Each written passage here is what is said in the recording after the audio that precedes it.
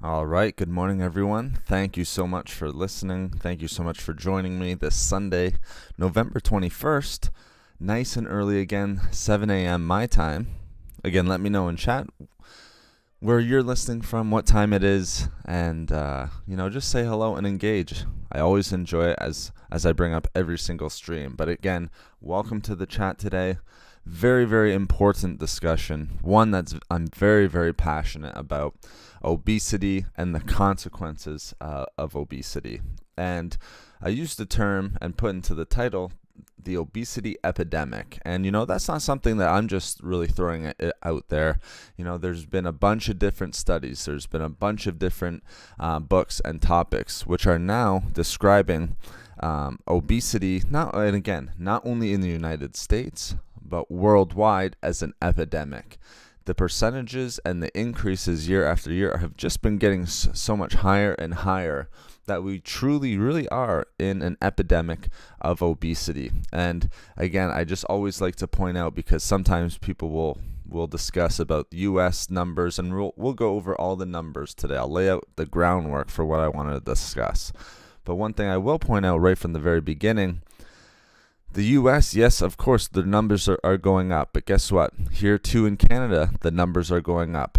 In the eastern part of the world, numbers are going up. Europe, it's a global-wide epidemic of obesity. So very, very important to remember that as you're listening through this. And if you're listening to it later, I might be giving some data or some numbers, just because sometimes it's a little bit easier to find in the U.S. than in Europe and things like that than it is in other places. But just remember, all right, that the obesity epidemic is not just a U.S. or Canada issue. It's a whole global-wide epidemic. And again, the reason why I'm so passionate about this is, for one, my job is to help people lose weight. Okay, so it's part of my job. Obviously, it's my passion. And the other one is just because of the amount of health consequences that are out there and that need to be addressed due to obesity, which really aren't being talked about all too much these days, I don't think. Maybe not enough. We know that obesity will bring about, complications. Obesity and its complications are at the very top of the list of reasons for premature death. All right, and that's just a fact. We see that in numerous studies, and unfortunately, we do not hear that enough. What we do hear is about the aesthetic. And one thing I want to point out, as we're kind of listing out the groundwork here, is we point out we need to look good. We want to look good. We see people in magazines, on TV, all of that different type of stuff, right? Working out and, eating a certain way so that we can look a certain way. And again, that's all very nice, but at the end of the day, are we becoming healthier, all right? And are we losing weight for the right reasons, all right? And are we losing weight in general? I think that's the big question. If we're dealing with obesity, right? Again, like I said, in the U.S., of course, the numbers are going up. But like if you look at the latest numbers of Europe, all right, over half of the population, all right, is now being found. I think this was from a 2019 study. Over 53% of individuals in Europe, all right, so in all of the different countries in Europe, are now overweight. Okay. Now that all of these numbers are going to go by BMI, body mass index scale. Is that the best measure? No, but it definitely gives a good picture of exactly what we're looking for. Overweight, obesity, and things of that nature. Could you use other forms? Yes. The reason why I say it's maybe not always the best is because it doesn't take into consideration muscle mass. But the other important thing is, there's not a lot of people who are training, who are putting on a ton of muscle day in, week by week, month by month. So BMI is an important one. And again, if you guys can just let me know in chat if you can hear me, that would be greatly appreciated.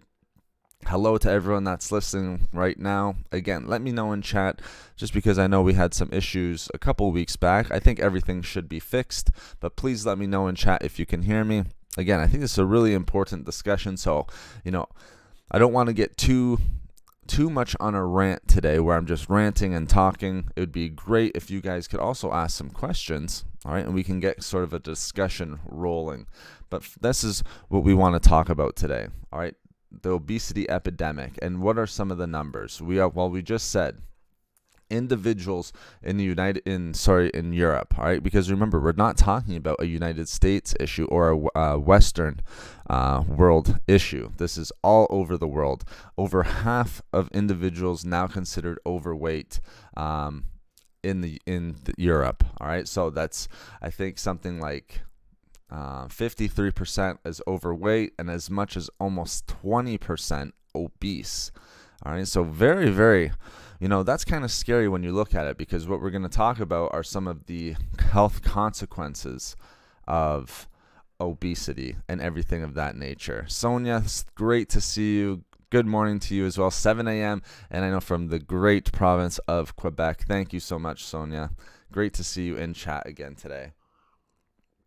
A big supporter of the channel. Awesome to have you in there. Thank you so much for letting me know I can be heard and for saying good morning there.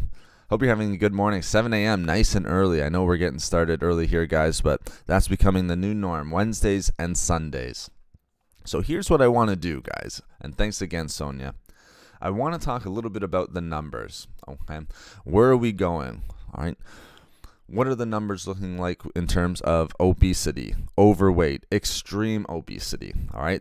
It's getting to a point now where we have to start mapping out extreme obesity. So it's not even obese or overweight. We have sort of graphs and numbers and studies dealing with people who are extremely obese and how that is defined. And those numbers are skyrocketing as well, all right, unfortunately. The other thing I want to point out, all right, we'll talk about the numbers. We'll go over some of the numbers, all right, maybe some of the reasons why that's happening we'll go over, all right. I don't think it's too complicated in terms of why obesity is becoming an epidemic worldwide. And then I want to go over some of the health consequences, why we need to talk about this and why it's such an important discussion. So that's sort of the groundwork for where we're going to go today. I want to talk about the numbers. I want to talk about some of the reasons why that's happening. And then I want to talk about some of the health consequences. That's the groundwork. One important thing I want to just say right off the bat, and thank you so much for all the thumbs up, guys. I really appreciate it. There's a lot of even discussion on social media, even on TV, magazines, everywhere. It doesn't really matter. There's a lot of victim blaming going on in society today with obesity. And that could mean, we don't have a lot of willpower these days. The reason why obesity is going up is because people are eating too much and they're not working out enough. Okay? We have to take that into consideration, guys. All right, a lot of victim blaming. I don't want this to be a judgmental type of discussion where if you do need to lose weight, all right, we need to make sure and really educate ourselves on why that could be happening. All right, yes, exercise is important. Obviously, you guys hear me talk every single week, all right, or twice a week, 150 minutes of moderately intense exercise, all right, aerobic exercise, resistance training, all of that important stuff. All right, you also hear me talk with every single time we talk about healthy diet, ways to improve our health through diet and through the foods that we're eating. But one thing that we want to make sure, there's a ton of victim blaming going on right now. It does not always come down to willpower. All right. Also, we also need to make sure, all right, the way that things have been described to us over the last 40, 30 years in terms of diet have kind of been misleading. All right. So the information that we have been receiving, all right, and this is why I don't like the victim blaming mentality. We've kind of grown up with this sort of knowledge where we need to eat low fat. All right. So we know that throughout the 80s, even the 70s, 80s, for sure the 90s, that's when I was growing up. All right. Even to today, all right, a little bit less today, but low fat was, the cause of obesity. Where we're finding out that's just not true. It's the refined carbohydrates, the sugars, all right, eating too many calories. There's been study after study, and I've read and listened to numerous topics on this, studies on this. I don't think there was one study that sort of found a correlation between high fat diet and eating fat, right, and obesity. All right, maybe if you're eating so much fat where you're eating a surplus of calories, but again, fat is not going to be the issue. It's the refined carbohydrates, and this goes back. I don't want to make this a history lesson, but this goes back all the way to the 1860s. People were talking about this. All right. Even, the Godfather, William Osler, all right, going back into the early 1900s, talking about this sort of stuff, all right. It was through the 1980s, maybe late 70s, 90s, where we actually started seeing a change in diet. People were wondering, why is there all this heart disease? Why are so many people dying of heart attacks? All right, and everything like that. And then they were correlating that with high fat. So if we wanted to stop heart disease, we need to reduce our consumption of dietary fats. And so that's when you started seeing, low fat diets, high carbohydrate diets, where, that was pretty much doing the opposite. All right, it wasn't doing any difference with heart disease, with diabetes, with cancers, or anything of that nature. It was actually only making things worse. So that's why, again, I'll just quickly say we don't want to victim blame, because a lot of the information that we've been getting, all right, has just sort of been backwards. And we've seen this with numerous studies throughout the years as well. So let's go over some of the facts, guys. Okay, so, I already gave the European facts here, guys. All right, we already know. All right, we'll go over some of the numbers and why I'm calling this an epidemic. And I'm not the only one that's calling it an epidemic. It's been well researched in numerous studies and in books. All right, we have an obesity epidemic. All right, the crazy thing is, so some of the numbers that we saw in Europe, all right, over half considered overweight now. All right, in that number, all right, we're seeing 20%, all right, obese. All right, so not only overweight, but actually obese. All right, and the problems get more and more, consequential as we get older. So as we age, the percentage of the adult population, we could talk about children, but I'm going to kind of keep this in the adult population. As individuals are getting older, all right, more and more people are becoming overweight within the population. So I think in Europe, something like 18 to 24-year-olds, all right, it was something a little bit less than 25% were considered overweight. But once you get to 50 and older, all right, before the average was around 50, 53. If you're 50 to, let's say, 75, you're seeing upwards of almost 70%. It's like 66% of individuals who are overweight, or considered obese in Europe right now. So that's a tremendous number, and actually quite a scary number when you think about it. And again, this is why I point out it's not just in the United States, it's an entire global-wide epidemic of obesity. Now, let's take a look at some of the numbers in the United States. All right, in the United States, again, it gets kind of a bad rap, but I like the numbers from the United States because I just pointed out from the EU, and all my friends in the EU, I hope you guys are having a great day. I know a lot of individuals listen from Europe on this channel, all right, but we saw in Europe right now, over half of the population considered overweight. If you're 65 to 74, it's going to be almost 70% of the adult population considered overweight. All right, so I think if you're 65 to 74, it's like 66%. And again, that's not much different from people who are 55 to 64. Just looking at the numbers, it's like 63%.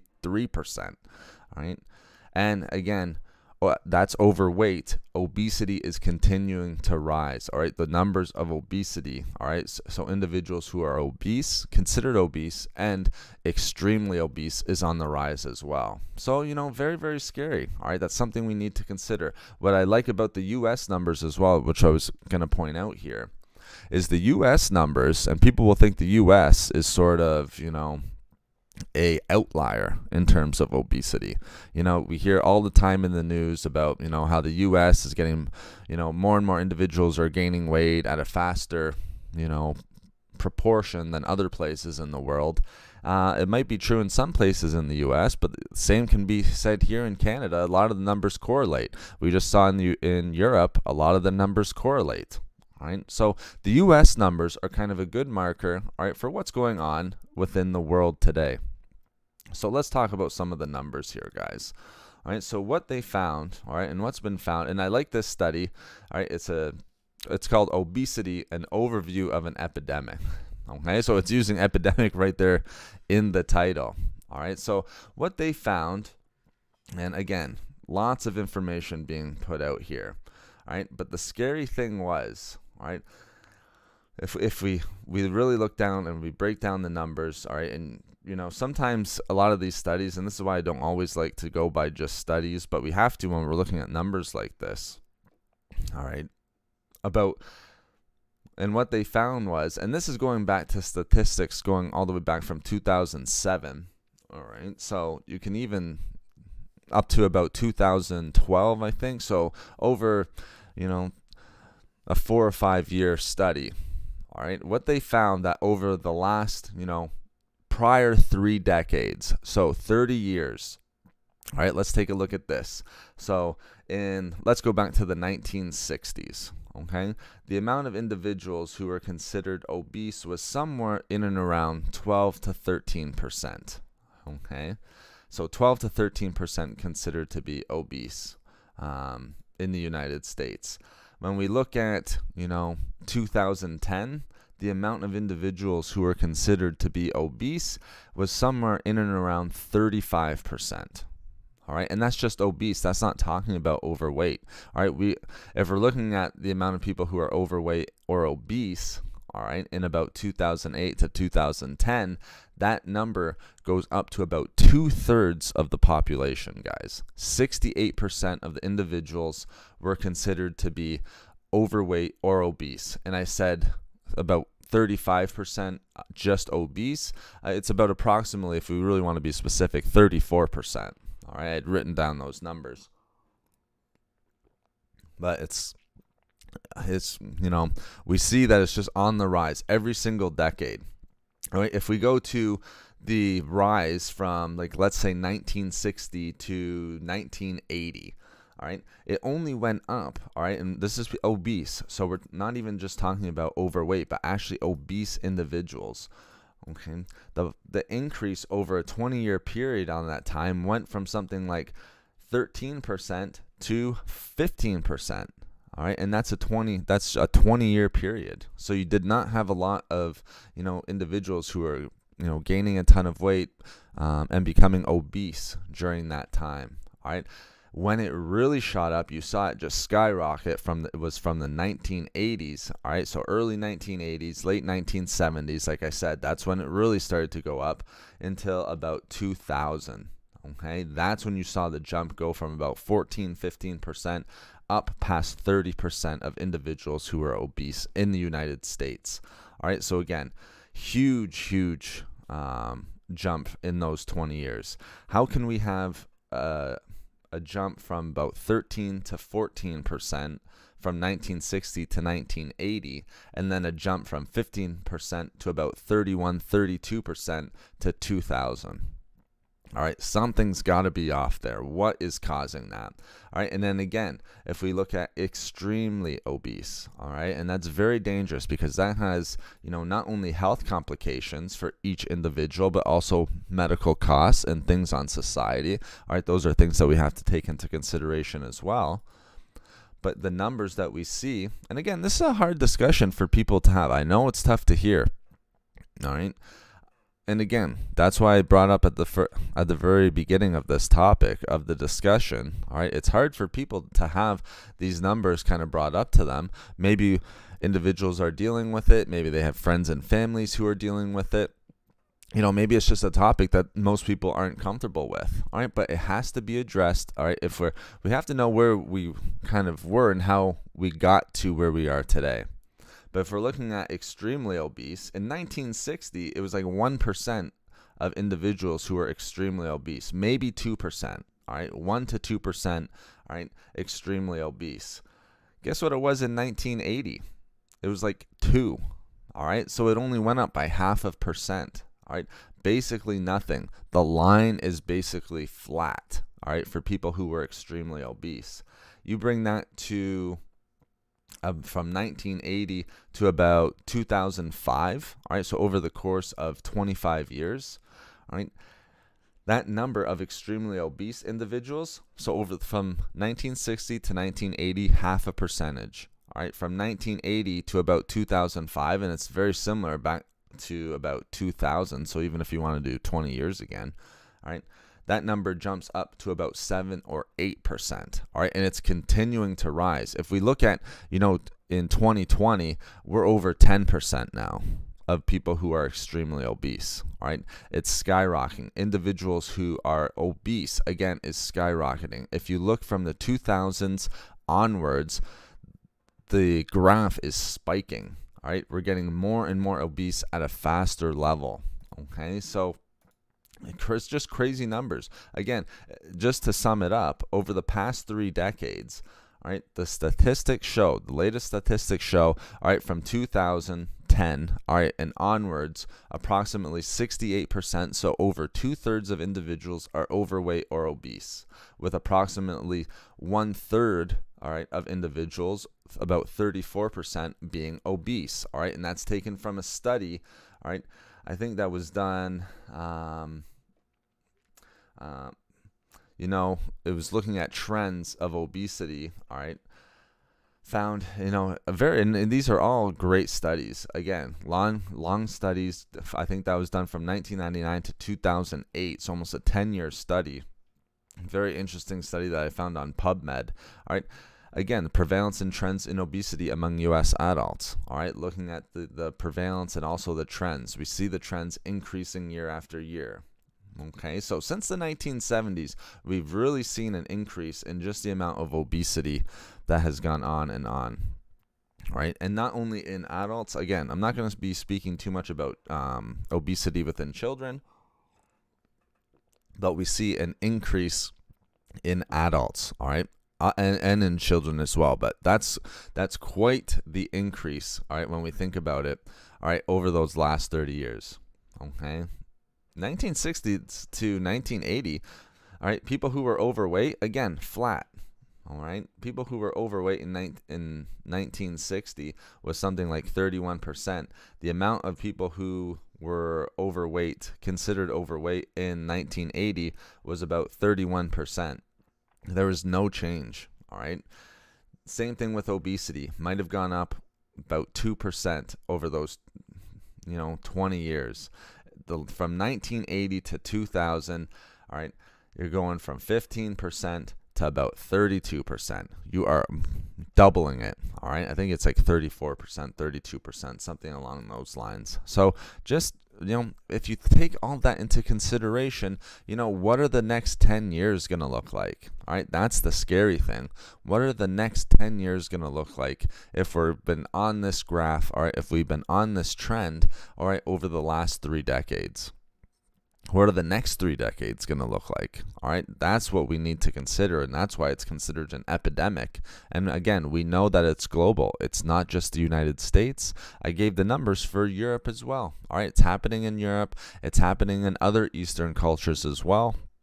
All right, you're seeing more and more individuals who are obese, overweight, and dealing with the struggles that come with that.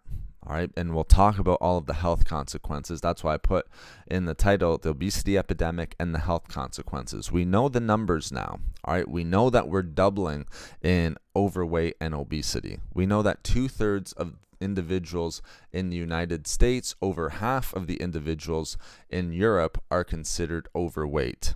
All right, and for individuals who are obese in the United States, it's getting close to 40%.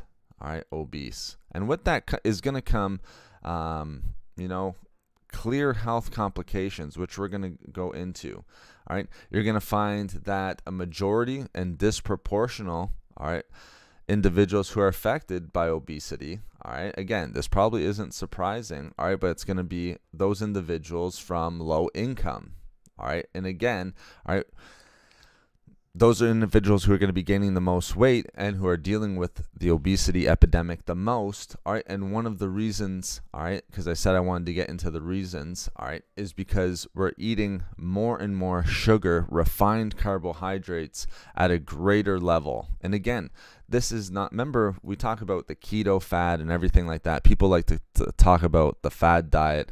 I brought up a little bit earlier, and again, this isn't a history discussion, but people were writing about refined carbohydrates and, fattening carbs and things of that nature back in the 1860s. People who were exercising, people who were trying to lose weight, people who were dieting, right, all the way back to the 1860s, early 1900s. All right. Trying to lose weight, and they found that if you're cutting out sort of those refined carbohydrates, remember, I don't want you scared of carbohydrates, but I need you to consider, cutting back on sugar. Sugar is one of the worst things that we can put onto our body and one of the major causes of obesity. High fructose corn syrup in our foods today, one of the major causes of obesity. Okay, because again, we ask ourselves, what's the cause? All right, why is it happening? All right, again, it could be, and this is why I don't want to victim blame. All right, it could be genetics, so genetic influence. All right, it could be family history and things of that nature. Other factors, comorbidities. All right, if we're dealing with things like that. All right, of course, that's going to affect obesity, weight gain. All right, let's say you can't exercise, all right, or burn those extra calories, things of that nature. All right, of course, that's going to have an effect on obesity. So we don't need to victim blame. But, one of the reasons why we're seeing 2/3 of individuals in the United States and 55% of individuals in Europe, and it's probably even more than 68% right now, to be honest with you, as scary as that sounds. In the United States, all right, it's over 70% right now. These European numbers are slightly better, but we know that over half, 53% of individuals in Europe are overweight. It's the exact same thing in Canada. All right, we know all of the European countries are dealing with the same thing. All right, and you're going to find this in the eastern parts of the world as well. Again, that's why it's an epidemic, guys. Now, if you're in chat right now, please say hi. And engage, ask your questions. All right, we can talk a little bit about weight loss. Ask if you're dealing with, trying to lose weight right now. Please give ask your questions. All right, ask maybe the types of foods that you want to stick to, maybe calorie intake and things of that nature, what we should be eating, what we can be doing to help fight this obesity epidemic. I know Sonia was in here. Hopefully Sonia's still in here. I appreciate you coming in and saying good morning. Other people, don't be shy and ask your questions, make your comments. Again, I don't just want to rant for the whole time. Please feel free, all right, to ask your health related questions, any questions related to obesity and diet and even exercise. So we know one of the main causes of obesity and the obesity epidemic, we've gone over the numbers. U.S. and Canada, about 2/3 of individuals considered overweight. About 1/3 of the population considered obese. Sonia, thumbs up. Thank you very much. Glad you're still here. About 1/3 of the individuals, considered obese. Very, very scary. And that trend is only going up. In Europe, over half the individuals considered to be overweight. Right, and then we know almost 20%, so 1/5 of individuals now considered obese. Again, going up all over the world. All right, now again, what are the reasons for this? We said one, more and more sugar being consumed. All right, and we can even break that down more simply. All right, no pun intended, but simple carbohydrates, more refined carbohydrates being consumed at a higher rate. We have, soda for one. All right. Remember, we talked about this a little bit before, but soda, fruit juices, things of that nature, simple carbs. All right. A lot of people are drinking their calories and it's just loaded with sugar. There's pretty much no nutritional value in those types of drinks or foods, whatever you want to call them. All right. energy, basically your energy sources, right? But we know that over 50% of individuals, all right, if you're eating sugar, are getting it from soda or energy drinks and things of that nature, and fruit juices. A lot of people will think apple juice or orange juice is, going to be healthy for them because oranges are healthy or apple juice is going to be healthy. They're almost devoid of nutrients and just packed with sugar. Again, that's what makes them so appealing. All right, and that's why they sell so well, and that's why a lot of the times individuals will say, well, maybe we should cut back on the amount of sugar. Maybe manufacturers and people who are creating these products should cut back on how much sugar they're putting in. I don't think I would love for that to happen, and it's a great point, but I just don't think it's realistic. The reason why is we know that sugar is addictive. We talked about how it creates that reward response in the brain, all right? It gives you that temporary energy, all right? So the fact or the chance that these companies are going to reduce the amount of sugar that's in their products, and again, it's not just in soda, and it's not just in fruit juices, it's in everything right now. If you go look at the label of ketchup, all right, it's just mostly sugar. So like even condiments and things like that, barbecue sauce, if you're, barbecuing and things like that, we know that it's packed with sugar. That's one of the reasons why we're seeing this epidemic. So more refined carbohydrates, sugar, and high fructose corn syrup, pretty much found in almost everything, all right? Especially if you're not eating whole foods, all right, I should say. So frozen foods, canned foods, fast foods, those types of foods and things like that, all right? That's where you're going to find it. Eggy, thank you so much for your comment and for your question. All right. Or Adji, hopefully I'm pronouncing that correctly. And thank you so much for everyone who's coming in. Again, don't be shy. I know we're starting early today.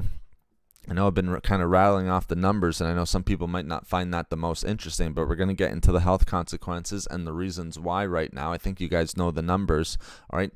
Half of the world right now is considered overweight. All right, how scary is that? 2/3 of individuals in Canada and the United States considered to be obese. All right, that's our numbers. That's where we are right now. All right, I eat 2 times in a day. Is that okay? Plus, I don't have breakfast. Okay, so that's a very interesting question. All right, the first thing we have to ask ourselves, and again, always speak with your medical practitioner. All right, but as someone who sort of deals with nutrition, weight loss, everything of that nature, I'll give my opinion. But again, don't take this as fact. I don't know your exact history. I don't know how many calories you're burning in a day. I don't even know your weight or height and things of that nature. But let's talk about eating 2 times a day. Is that okay? There's nothing wrong with eating 2 times a day. You just have to make sure, are you gaining weight? All right, because I'm going to put it back to obesity and the epidemic here. A lot of people will eat 2 times a day. A lot of people will do intermittent fasting, so they'll have an eating window of as low as 4 hours, 6 to 4 hours. What the most important thing I think you have to ask yourselves, if you're eating those 2 times in a day, are you getting all the micronutrients that you need within the day as well? So if you eat 2 times a day, what are those meals looking like? Are you getting a nice proportion of, healthy lean proteins, healthy fats, all of your micronutrients, so vitamins, minerals, fibers, phytochemicals, antioxidants, things of that nature, probiotics, right? Plus not having breakfast. There's a lot of people who don't eat breakfast, and if they're on an intermittent fasting program, all right, breakfast is usually one of the things that they're missing out on. All right, now, one thing I will point out, if you are intermittent fasting, there's been studies that have shown that if you close your window later in the day as opposed to earlier in the day, you're going to be getting more and more benefits of the intermittent fasting. So if you wake up and eat within 1 to 2 hours, all right, and then let's say your eating window, let's say you wake up at 7 and then you eat by 9, and then you have a 6-hour eating window. All right, so if you eat and get those calories in, maybe you have your 2 meals within the time frame of 9 to 3, right? There's going to be better benefits than if you're doing something like 3 to 9, all right, waiting in the day. But again, ask yourself, are you getting your micronutrients in? Are your macronutrients looking good? We need healthy fats in our diet, right? We want proteins in our diets, all right? And we need those antioxidants, phytochemicals, fiber, all of that good stuff as well. Okay, I don't think there's anything bad, all right, eating 2 times a day. You just have to make sure that it's something that you can sustain, all right? And how big are the meals, all right? Again, that's something else that you have to ask yourself as well. If they're 2 tiny meals, all right, you might be missing out on some of the micronutrients. All right, and you don't want to be too restrictive as well. All right, if you're restrictive, all right, again, that's going to be something where it's going to be really, really hard for you to maintain. And it's also going to be really hard for you to maintain that diet and not kind of lead into snacking or overeating later on during the day. Okay, so, again, 2 times a day, very dependent on how big those meals are, how many micronutrients you're getting in those meals, and what the macronutrients are looking at. If you don't eat breakfast, consider when's your first meal. All right, so if you're not eating breakfast or anything like that, then when's that first meal happening? All right, because again, we don't want to increase the risk of overeating or snacking during the day. I eat healthy, all natural, no sugar, a lot of protein. Was weighing 70 kilograms. Okay, well, that's perfect. So if you're eating healthy, all natural, no sugar, protein's good, all right, all of that. If you have nice healthy fats, I think that's great as well. All right, and I think you maybe are saying you're weighing about 70 kilograms. All right, I think that's important as well to point out. You're very welcome. And again, I hope I'm pronouncing that right, Aggie or Aggie. There's a few ways I know that could be pronounced, but again, I apologize if I'm mispronouncing that. Again, look at the amount of micronutrients you're eating and the size of those meals. All right. We always grew up with breakfast is the most important meal of the day. I think all of our meals are the most important, okay? Because if you have a good breakfast, but you're not having a good lunch, a good dinner, maybe if you aren't having the best snacks during the day, then, a good breakfast doesn't really mean too much at the end of the day there as well. Okay, so, a big reason, all right, we already talked about some of the reasons why we're dealing with obesity. I gave the numbers out. All right, we've been chatting for 40 minutes. I don't want to overdo it with the numbers. I think you guys get the point. All right, obesity is going up all over the world. 2/3 of individuals are considered obese in the United States. All right, or overweight in the United States. All right. With more and more, I think it's like 34% are considered obese. That trend is only going up. It's the same in Canada, it's the same in the EU, and it's the same in the eastern parts of the world as well. All right, maybe not quite as high, 53%, probably more about 55% now in the EU, but very, very similar. All right, and obesity is going up as well in the EU. I think it's about 20% considered to be obese, and again, that trend is going up more and more. All right, so to put it simply, more and more individuals are living overweight right now than they are at a normal weight. Okay, so and that's why it's an obesity epidemic. That's why it's very, very tough, all right, not to talk about this subject, because again, we'll talk about the health consequences and what obesity could do, all right, and potentially the harmful effects that obesity can have on our health. And thank you very much for the thumbs up, guys. I really appreciate it. We're almost at 20 thumbs up right now. I hope you guys are getting a lot out of this discussion. Thank you so much for your support. Thank you so much for your questions. Like Aggie just did, ask your questions, guys. Don't be afraid to ask questions. That's what we're here for, and that's why I do these live streams. Okay, so again, some of the reasons why obesity is going up: more and more sugar, more and more trans fats. All right, since the 1970s, remember we said the explosion of people being overweight and obese. We've seen an explosion in fast food. The fast food market has, I don't have to explain it to you. We have more options for fast food than we ever did before. All right, way before the 1970s. Okay, that's when things were just starting out. That's why there was hardly any increase from 1960 to 1980. All right, since the 80s, all right, and late 70s, we have everything. You can get whatever you want pretty much at a fast food restaurant. All right, we have McDonald's, Wendy's, Subway.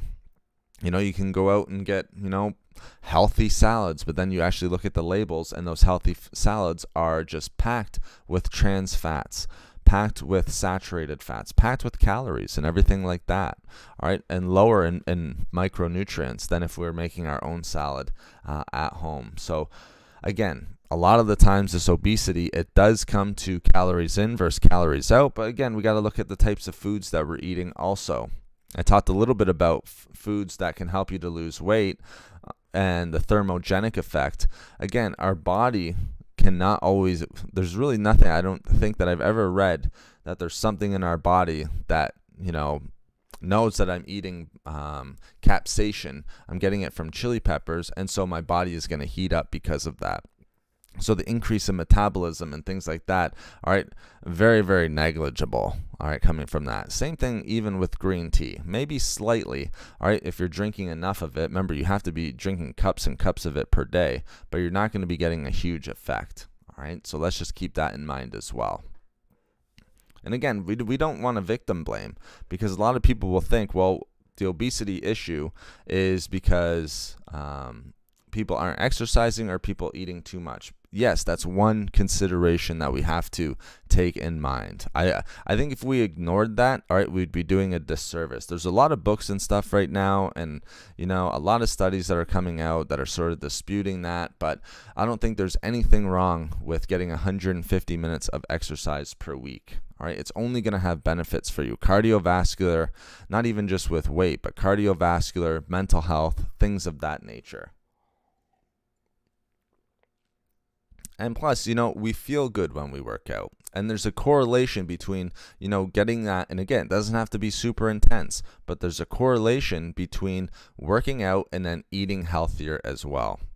All right, so, nothing wrong with getting a little bit of exercise, a little bit of movement, all right, in there as well. It can be a brisk walk. It can be just going out for a hike, maybe a bike ride, things of that nature. You don't have to go to the gym, all right? There's that mentality, all right, almost that gym bro mentality where we have to go and crush it at the gym, 5 to 6 times a week. We just don't need that. We just need to be mindful of what we're eating and the types of foods that we're eating as well. And just getting that moderate, all right, exercise where we're just going on that nice walk, getting some movement in. All right, even yoga, all right, very underrated. Get that movement in, burn some extra calories, all right, and get the nice kind of effects that come with exercise, cardiovascular, increased metabolism, mental health, feeling good, and there's a social aspect to it as well. All of that is important when it comes to, reducing the obesity epidemic right now. So some of the causes, again, higher sugar intake, more simple carbohydrates, fast food, all right, being way more prevalent in society today, and people are growing up with fast food. All right, so what do? All right, we're growing up with fast food. There's like Starbucks. If you even look at things like Starbucks, you look at some of those drinks at Starbucks, the amount of sugar that's in them, all right, it's just as bad, or there's just as much as there is in a can of soda, all right, or in fruit juices and things like that. All right, even if you're getting something like half sweet with no whipped cream or anything like that, imagine if you're getting that. I can't order those types of drinks at Starbucks, even though I would like to. I just can't handle the sugar. I feel horrible after. So as much as I would like to enjoy in the Christmas spirit and everything like that, I just can't. All right, I just can't do it. And then also, you see people getting these high sugary drinks. All right, not only is it fast food, but it's in our coffees. All right, it's in things of that nature. Ads, fantastic info, great work. Well, thank you very much. I really, really appreciate that. I was really wanting to get the breakdown of the numbers, maybe some of the reasons why, and then we're going to get into some of the health consequences. And I know that, people, it's a tough discussion, all right? It might not be the most popular discussion right now of obesity, all right? But when we look at the numbers, all right, the reason why it might be so hard and maybe might not be the most popular is because, more than 2/3 of individuals are dealing with being overweight or being obese. But we have to address the numbers. If we don't, then again, we're just doing a disservice. We don't know where we are. And then if we don't know where we are right now or where we stand, then how are we going to get better? All right, it's impossible. Right, and we need to know where we've come from the 1960s through the 70s, 80s, and then onwards into the 2000s and now into the 2020s. All right, we're hitting 2022 and we're going to be at, obesity levels that are just getting off the charts. All right, And then with that come greater and greater health complications. So just to sum up, all right, more and more sugar, more and more refined carbs. We've talked about more and more fast food. All right, high fructose corn syrup. Big role in the obesity epidemic right now. Another big role, all right, and again, something that has to be addressed is we're living a bigger and bigger sedentary lifestyle. All right, again, that's not to say that we're lazy or people don't have willpower, but again, that's going to contribute to, those are the behaviors that are going to contribute to being overweight, that are going to contribute to obesity, that are going to continue to continue to sort of, lead to these health consequences like poor mental health, which we're going to get into, outcomes of reduced quality of life, heart disease, diabetes, stroke, all of that different stuff. Those behaviors, all right, are definitely going to be setting us back. All right, they're going to be one of the main reasons for our obesity epidemic. We're just living a more sedentary lifestyle, and the reason for that is, right, more and more people are going to be having desk jobs. All right, we're sitting at desks or on the computer or at our phones for hours and hours at a time. All right, hours and hours at a time. If we're doing that, we're hardly burning any calories. All right, if we're doing that, we're going to be sort of preoccupied and not really thinking about what we want to eat or planning what we're going to eat. So I would call that mindful eating, right? So we're living a more sedentary lifestyle, more so than we were in the past. We had movement. There was, our main work was, farming and things of that nature. Again, I don't want to make this a history lesson, but we're more sedentary than were right now than really we ever were before. Okay. Again, the exercise is important, but it's not the only reason, all right? Because in the 1960s, there was no gyms. No one was working out and going to gyms in the 1960s. So that's why I say, again, it's not really a willpower discussion, all right? Or, being lazy and not going to the gym. Like I said, there's that whole, gym mentality where we have to go to the gym and crush and burn a lot of calories doing that. But no one was working out in the 1960s, and we were seeing the lowest and basically no increase in obesity or overweight studies or extreme obesity. I think a lot of it boils down to, and if we really think about it, it's what we're eating, all right? And the types of foods that we're eating, all right, how much we're eating, all right, because again, it correlates nicely as well. If we're eating those simple carbohydrates, foods that are high in sugar, all right, and foods with the high fructose corn syrup, we're going to be wanting to eat more and more because we get that reward response, the sugar reward response in the brain. When we eat sugar, what does the body want? It wants more and more, all right, and that's only going to be increasing calories, all right, and getting very, very little micronutrients from it, all right. It's not going to be giving us what we want. All right. Also, it's making us hungrier. There's no satiety. All right. So we're not feeling as full. All right. So again, eating more and more sugar can lead to nighttime snacking, where we're having our high trans fat foods, having our high sugary foods, things of that nature. We want those whole foods that give us good fiber, good micronutrients, and all of that important stuff. So I think that has a lot to deal with it, because if we really look at the history, guys, there was really no gyms, and if there was, it was a very niche thing in the 1960s. There was really no one working out at gyms, or that whole mentality. All right, and over that 20-year period, all right, there was not the obesity, overweight, and extreme obesity gains that we've seen just explode over the last 3 generations. All right, so living the sedentary lifestyle, yes, is part of one of the physical reasons why, all right, and one of the behaviors that we are, sort of gaining weight. But I think it's also, the dietary guidelines and things of that nature, making sure that we're getting good protein intake, making sure that we're eating enough vegetables. All right, vegetables are very low right now, and you're going to get good satiety from those types of foods. If you're eating whole grains, all right, making sure that we're having, healthy whole grains. One of my favorite is oatmeal. All right. And again, lean proteins and things of that nature. And the other thing that I will point out, because chronic dehydration is off the charts right now. If we're chronically dehydrated, All right. And again, you're only going to get more and more dehydration if you're drinking sugary drinks. All right. You're just going to be more dehydrated. All right. So more sugar. All right. More and more dehydrated. All right. And if we're dehydrated, that's a lot of the times when we're confusing, all right, thirst for hunger. So we're just eating more and more calories. And then that's when we reach for the sugary foods and things of that nature. Dietary Valley, I hope I'm saying that right. Sorry if I'm pronouncing that wrong. From GB, welcome all the way. I think that's Great Britain. Hopefully I'm getting that right. But welcome. Thank you so much for joining the chat. I really appreciate it. And again, 150 minutes of moderate exercise, guys, if we can. Again, that's just getting out. All right. That's just getting out and going for walks, going for hikes, things of that nature. It's not really like going for walks with the dog and things like that. People will always say to me, I get out and I try to, go for 2 walks with the dog. Remember, that's not the type of exercise that we really want to be shooting for. That's exercise for the dog, not for us. All right. So it's more of a brisk walk. All right. Going for hikes, things of that nature.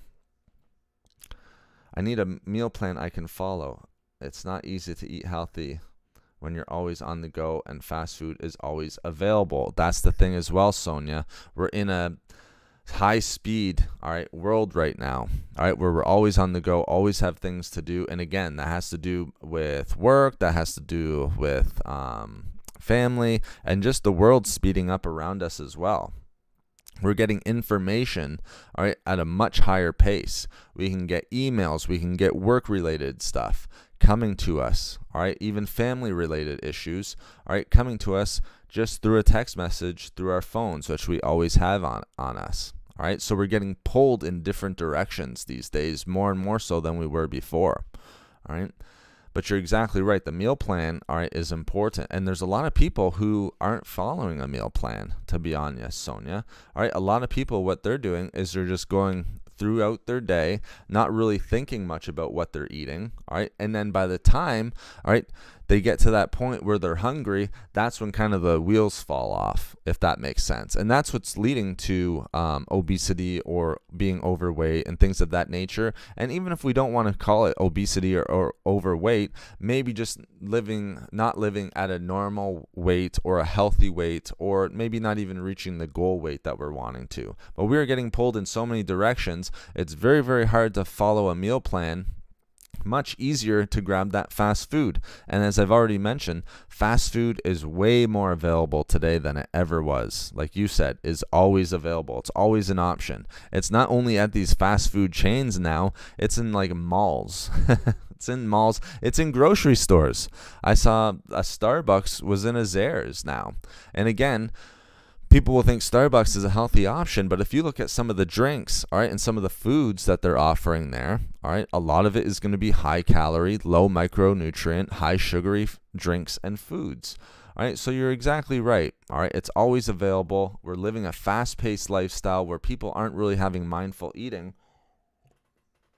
The hard part is coming up with a meal plan that, one, you're happy with. All right, 1 and 2 has healthy foods. All right, and then 3 is something that you can maintain over the course of your life. You can make a lifestyle change with it. All right, that's the most important thing when it comes to a meal plan. But you're exactly right, Sonia. All right, and great point. If anyone else has any points that they want to make, please feel free. All right, this is the time to do it. So those are the reasons. All right, more sugar, more sodium, less and less whole grains, less fruits, less vegetables, more fast foods and things of that nature. All right, high fructose corn syrup, high calorie foods, low micronutrient dense foods. All right, more so now than ever. All right, and again, that's just what's being put out there. If you go to a grocery store, all right, usually the things that they'll put at the front are those types of foods that they know people are going to be looking for. Like you'll find chips and soda all the time that I walk in. These are things that I've sort of noticed. All right, you don't really see, all right, fruit all the time or vegetables all the time. It's the unhealthy stuff that people it's almost like the more addictive foods. And we've already talked about how sugar is addictive, how, salt and sodium is addictive. So are trans fats and things like that, foods that are high in those types of qualities. All right, those are the things that are going to be more at the front of a grocery store because they know it's addictive and they know that it's easy to sell. All right, and it's the exact same with fast food. All right, that's why it's loaded with those types of things. So I think we got the numbers, guys. The numbers, and we need to go over the numbers again, you can ask the numbers in chat. I've gone over it enough. I don't want to hit you over the head with the numbers constantly. All right, we know the reasons. All right, sedentary lifestyle does play a role in it, but the types of foods that we're eating as well, I think, plays a really big role. Now let's talk a little bit about, and we also know genetics. All right, not just as much as behavior. Community involvement. There's not a lot of people now where you can, go out for walks with. All right, or things of that nature. There's not as many people who are as concerned with being active or eating healthy.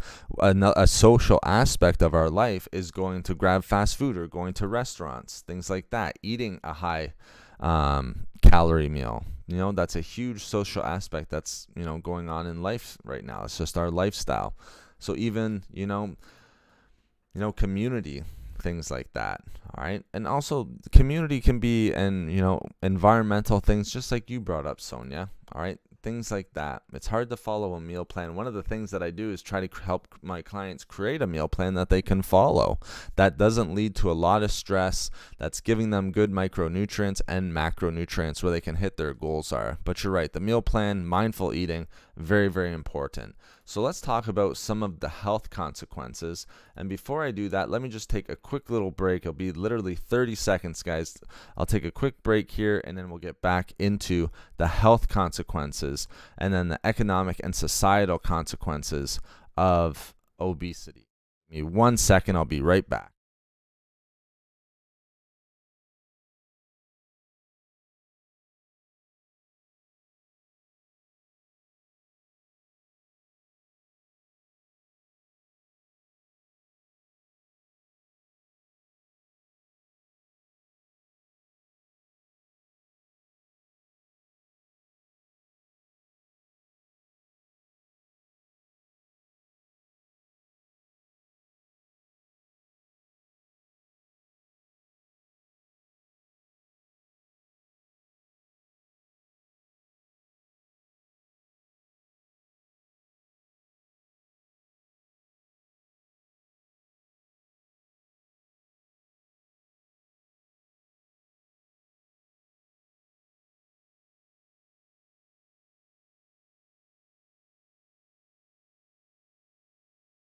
All right, sorry about that, guys.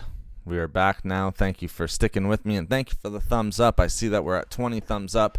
I really appreciate you guys, listening in to this tough discussion. I know, obesity and things of that nature, being, for dealing with overweight or even extreme obesity, it can be tough to have these discussions. How can I get a consultation with you? Do I need my doctor to refer me to you? Sonia, you wouldn't need really your doctor to. One of the things that I'm going to try to start doing is offering online consultation. The thing that you would need your doctor to do was just to make sure that, if you had any sensitivities or anything like that, you might want to go over some of the consultation and stuff like that with them. But one of the things that I am offering and will be offering is consultations online, and that can be through diet, it can be nutrition, and even healthy movement and lifestyle changes. So that's something that we can definitely discuss, Sonia, and it's something that I've discussed with numerous people who listen to these chats, watch these videos through my TikTok. I don't bring that up a lot. Maybe it's something I should bring up a little bit more. All right, but those questions are definitely coming in. There's going to be a face reveal. I think that would be only suitable if you're going to get a consultation, Sonia. There'll be a face reveal and things like that. I think that will help with doing the consultations. But yeah, absolutely. Do you need a doctor's referral? No. What I usually do is you go through kind of a screening process. If anything comes up where, you might have to, like you would go through a screening process. If maybe there's a red flag, then maybe you would need to go see your doctor, all right, and just get them to sort of write off and say that's okay, you can continue with this. But other than that, you wouldn't really need a doctor's referral. It's just a couple simple questions. It's very seldom that I have to go and get someone referred to a doctor, all right? But we can definitely talk about that. If you want to get in contact with me, then we can definitely discuss that more, Sonia. But I appreciate that, and thank you for the question. So I hope that answered your question as well. But yes, you can definitely get in contact with me. So again, let's talk a little bit about, and I hope, sorry, Sonia, I hope that helped answer your question. But let's talk a little bit about the health consequences of obesity, because again, this is really where the obesity epidemic is sort of rearing its ugly head. We see through the numbers these increases in the percentages of people who are dealing with, one, being overweight, being obese, and being extremely obese. Again, I know that's tough to hear, but the numbers don't lie. All right, the numbers don't lie. We know that 2/3, all right, half the population is going to be dealing with being overweight. Again, it's not a U.S. problem. It's not a Western world problem. It's a global problem.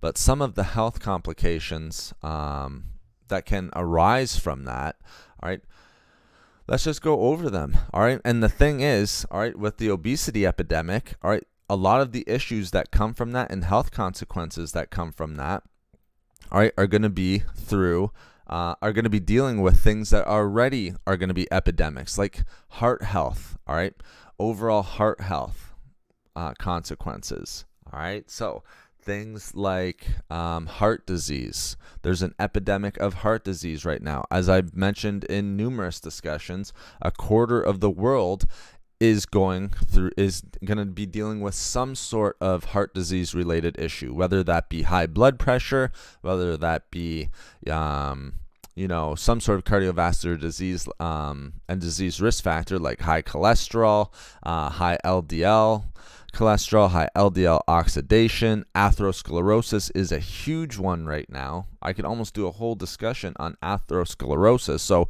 blockages and fat deposits in the arteries and even hardening of blood vessels and arteries are huge. That's why we're having more and more heart attacks. It's not it's not difficult to see the correlation between the two. More heart attacks, more strokes that are happening, more so right now.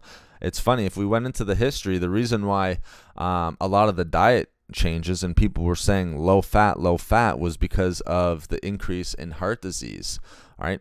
But if I give just a quick little history, a lot of the heart disease that was going on in the 50s and 60s and why we eventually led to a low-fat diet and high carbohydrate diet, which only made things worse for obesity, had to do with the increase in the amount of people who were smoking.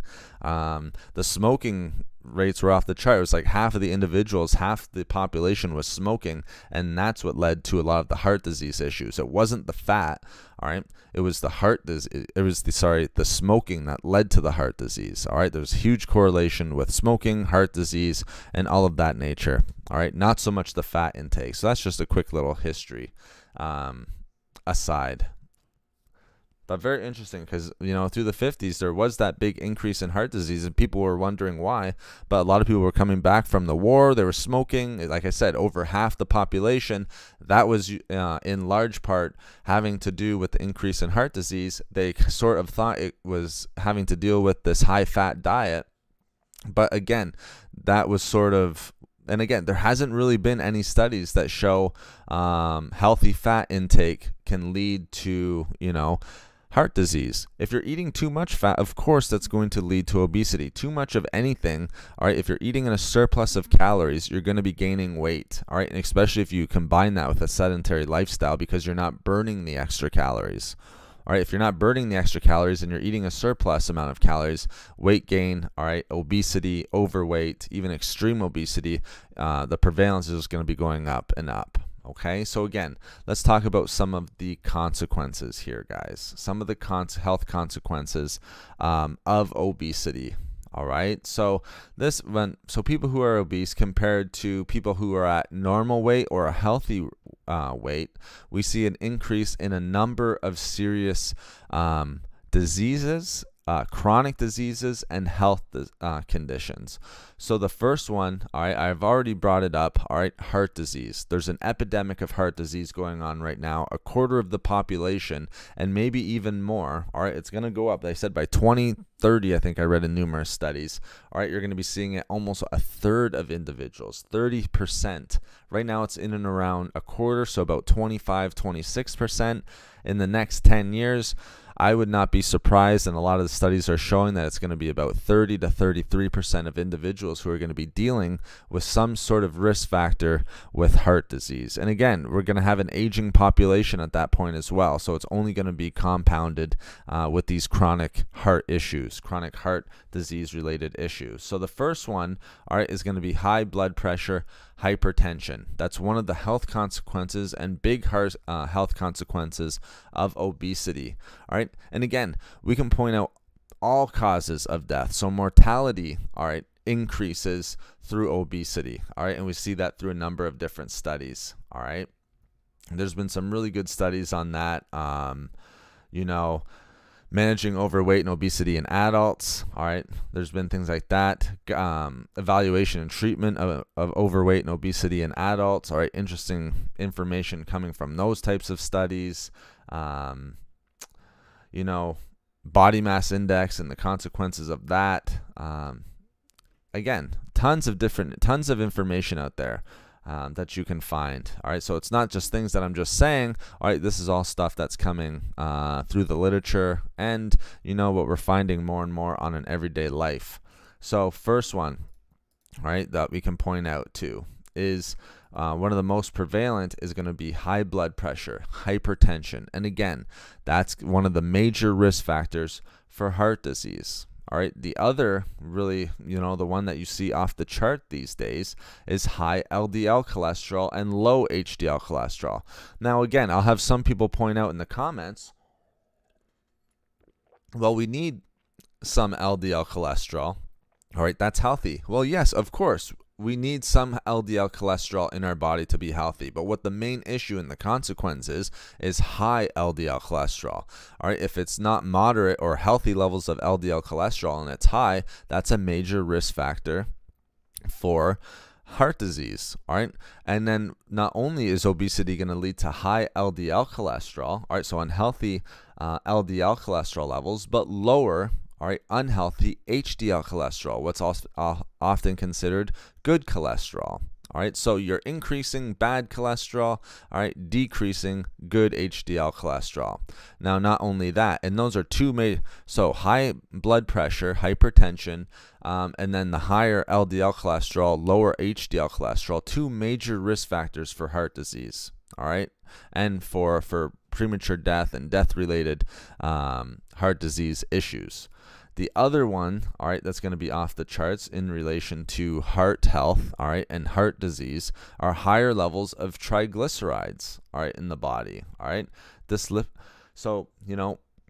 Higher triglycerides in the body, again, that's what's leading to atherosclerosis, fatty deposits, blockages, all right, things like that in our arteries. That's why heart attacks, strokes are happening at a much higher level these days than they ever were before.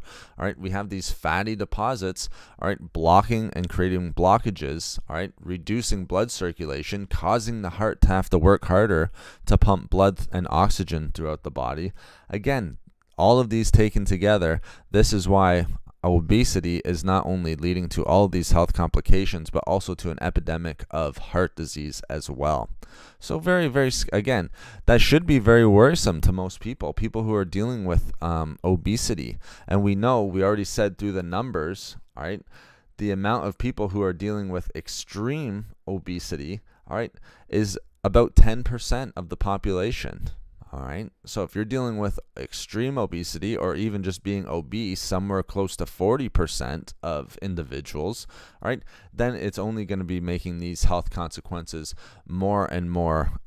It's only going to be increasing the risk more and more, guys. So, we see an increase in heart disease from obesity and the obesity epidemic. And again, feel free to make your comments, guys. Feel free to ask any questions that you want about weight loss and the types of foods. All right, I know I've been kind of talking the whole entire time. Hopefully you guys are finding this discussion interesting. Some of the questions that we have been great. I really appreciate it, but don't feel like you just have to let me keep going on and on. Please feel free to ask your questions as well. All right, so another health consequence that we just see through numerous studies, guys. All right, a big one. All right, so coronary heart disease. All right, we see through high blood pressure increase, high LDL cholesterol, all right, low HDL cholesterol, and high triglycerides, atherosclerosis being one of the main ones as well, blockages in the arteries, increasing the risk of heart attacks. Okay.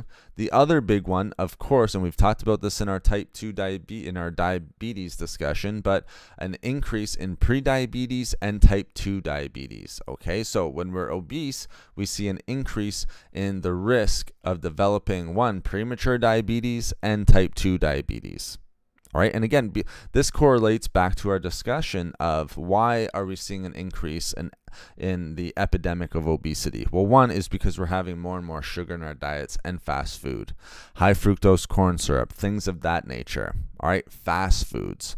All right, so if we're obese and that's the types of foods that we're getting, low micronutrient, high calorie intake, simple carbohydrates, there's no more simple carbohydrate than sugar.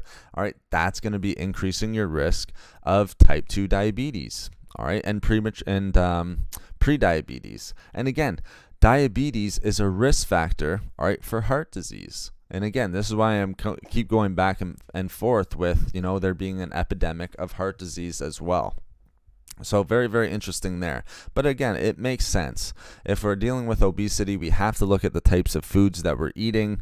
All right, the refined carbohydrates are one of the biggest ones, and just being, in a surplus of calories. That's what's going to lead to obesity, guys. So that's one of the major health consequences. Stroke is another major health complication. All right, health consequence that can come from obesity. All right.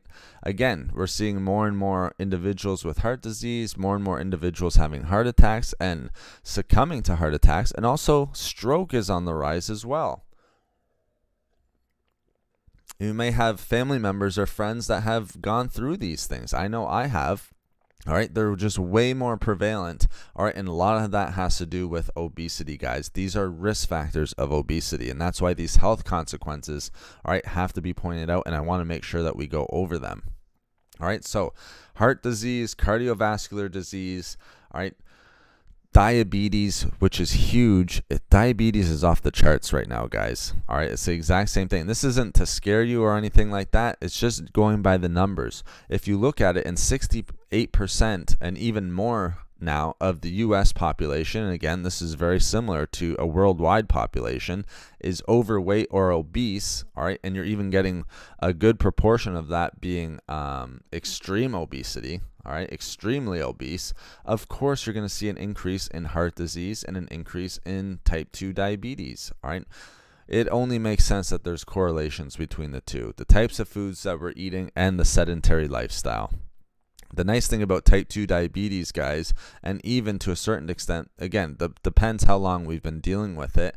One, we can reverse premature I don't know why I keep saying premature, but pre-diabetes, and also type 2 diabetes. That type 1, talk to your medical practitioner, even for type 2 or pre-diabetes, but type 1, very, very serious chronic disease, all right, that really has to be monitored, and you have to speak with your medical practitioner. Same thing with type 2 diabetes and with heart disease. All right, so just make sure you're speaking with your medical practitioner as well. Stroke is a big one, guys. All right, stroke increase is a huge one these days. Again, I know family members, friends who have, heart attacks, strokes. All right, it's not a great thing, and it's something that we need to be mindful of. All right, and that's why I'm saying that there's an increase in all causes of mortality, all causes of death. All right, so dealing with mortality here. All right. another big one, all right, that we need to get into, all right, osteoarthritis, all right. If we're obese, the increase in osteoarthritis is going up as well. More and more people are not only dealing with osteoarthritis, but arthritis-related symptoms, a breakdown of cartilage, all right, and bone, all right, bone mineral density is decreasing, all right, through obesity. And the reason why, people might ask, why would obesity affect our bone health? Well, for one, we have to look at the types of foods that we're eating. All right, if we're eating, all right, if we're obese, then usually we're having a diet that's low in micronutrients, all right, high in sort of that sugar, and we know that sugar can break down, all right, it leads to inflammation, right? So, with that increased inflammation leading to a breakdown in bone mineral density and bone health, all right, and then symptoms of arthritis, osteoarthritis, all right. If you're having constant inflammation through the types of foods that we're eating and living a sedentary lifestyle, it only makes sense that we're having bone and joint issues, all right.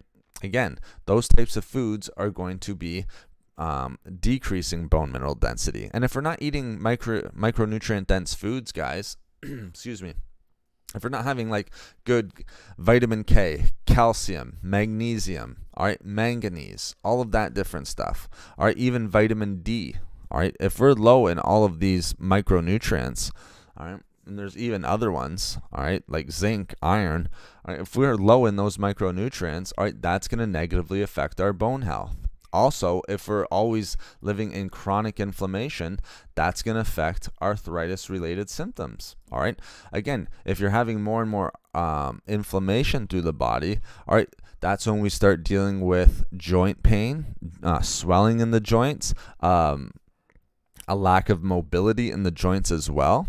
And then what also comes with inflammation, guys, an increase in diabetes risk and an increase in cardiovascular disease. All right, so it all goes hand in hand. Coronary heart disease, one of the major risk factors is inflammation throughout the body. Maybe not acutely, but chronically over time. All right, that can definitely increase, all right, through the types of foods we're eating and through obesity. Okay, so just keep that in mind, guys. And thank you so much for everyone who's joining. Thank you so much for the thumbs up, guys. I know we start early. It's nice to see everyone starting to roll in here, just joining in on your stream. Ooh, I'm trying to pronounce that. Thaumatrope. I hope I'm pronouncing that right. Thank you so much. Just joining in on your stream this Sunday morning. Blessings from Tampa, Florida. Very nice. Tampa, go Buccaneers. From Florida. I've been to Florida myself. I always mention that. I have a lot of listeners from Florida, so it's great to see you in here.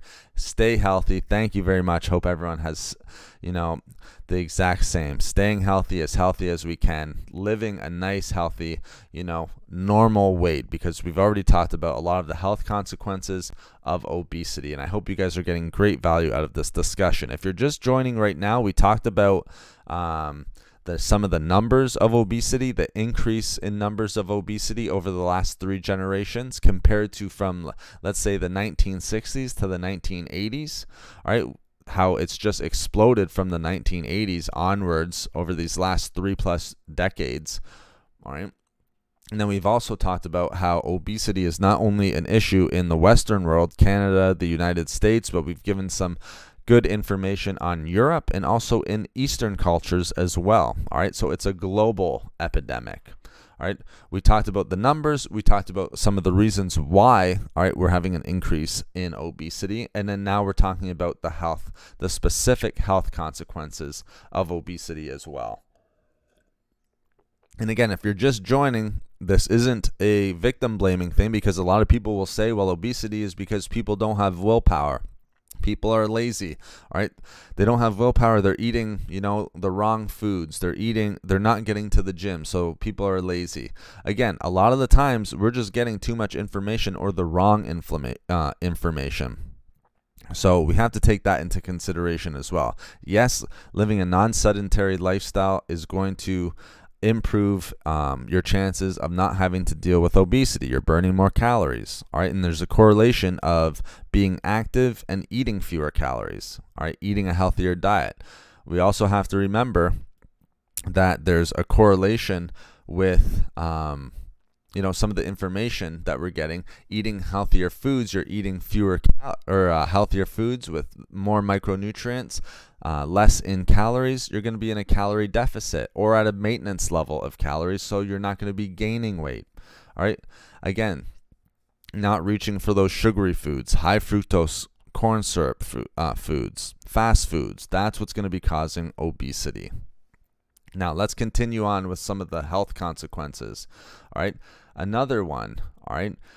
Cancers. Again, I don't always like to speak on cancers, but it's pretty clear through the literature and through the studies that if we're obese, we're increasing our risk factors for, different types of cancers. All right. And it's not just a few, it can be many. That's why I want you to speak with your health practitioner about that. Okay.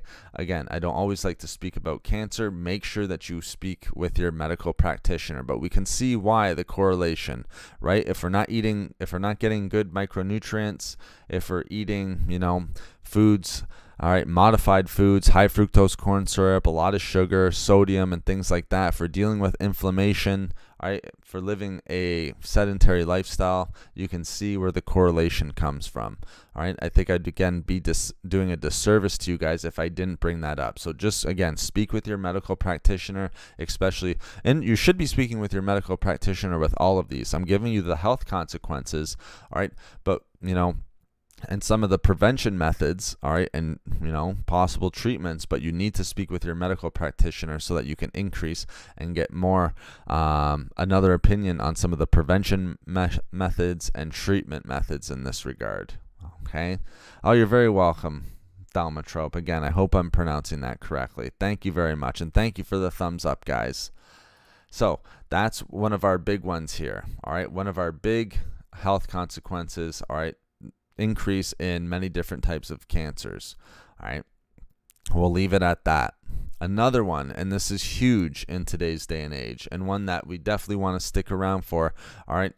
And I would like you guys to, take this into consideration. All right. We see again through multiple studies. All right.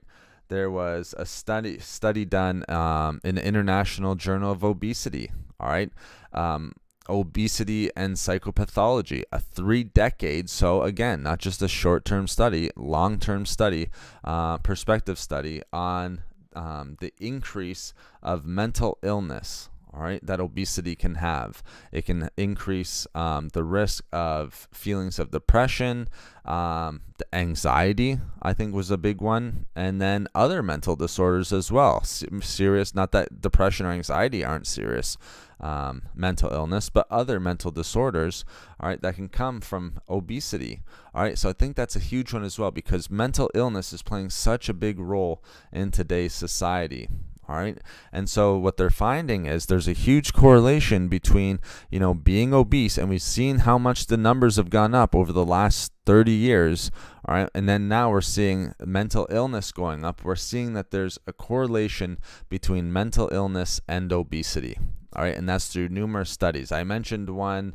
I think another one was even in a psychiatry related journal, overweight, obesity, and depression, a systemic review and meta-analysis of longitudinal studies. All right, looking over a number of different studies, going over obesity being a weight, and the increase in depression, and the increase in sadness and anxiety, things like that. So numerous studies that show a declining sort of mental health, all right, and more increasing mental health issues due to obesity, all right, which again, it's a complex issue. That's why, again, I always say this: speak with your medical practitioner, because obesity can be one of the causes, and we see that through numerous studies, longitudinal studies, all right, over decades.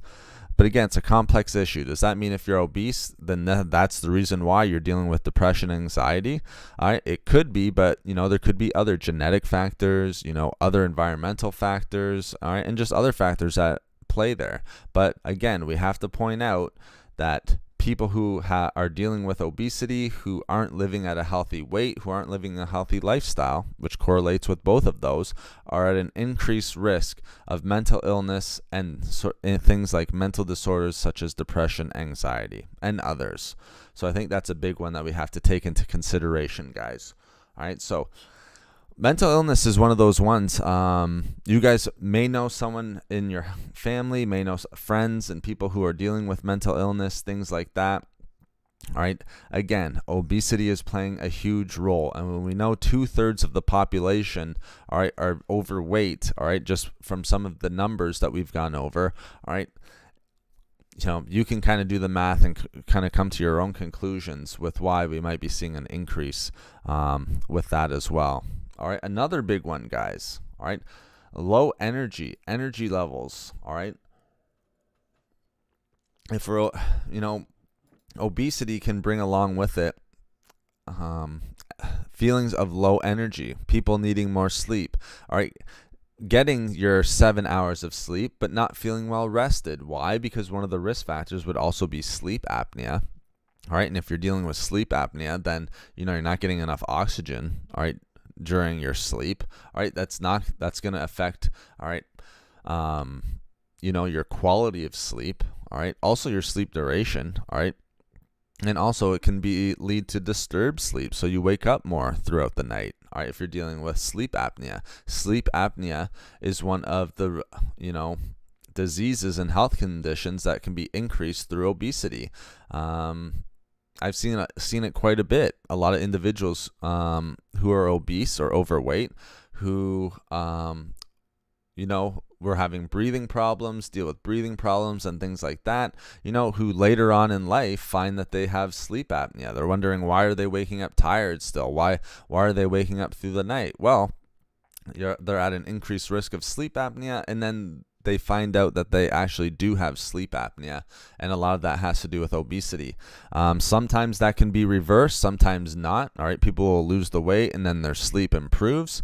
All right, but sometimes it just doesn't. All right, and then they deal with it, and then they have those sleep apnea machines and things of that nature, just so that they can get a well-rested and get a good sleep, a normal sleep, and that's what we need for overall health as well. But we see all these compounding issues. Like, how many health consequences have I gone over right now? Probably at least 10, all right, that we see from this obesity epidemic. Okay.